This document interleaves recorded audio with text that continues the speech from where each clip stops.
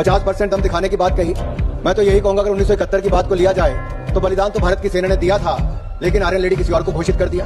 और ये देखिए, जो जंग मैदान में जीती थी वो मेज पर जाकर हार दी।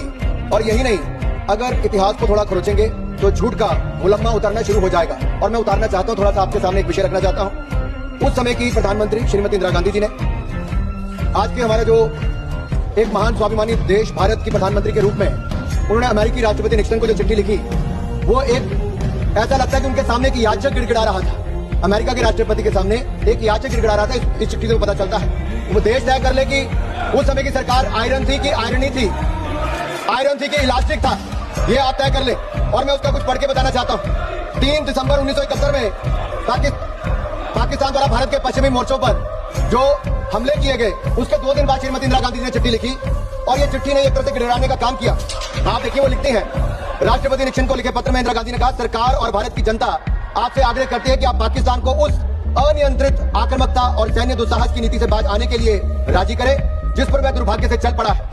आगे लिखती है, क्या मैं महामहिम से अनुरोध कर सकती हूँ कि आप पाकिस्तान पर अपने प्रभाव का प्रयोग करें और भारत के विरुद्ध उनकी आक्रामक गतिविधियों को रोक सकें। ये उस समय की सेना पर क्या इंदिरा जी को विश्वास नहीं था या अपनी सरकार पर विश्वास नहीं था जो अमेरिका के राष्ट्रपति के आगे हाथ मिलाकर और गिड़ाने का काम कर रही थी?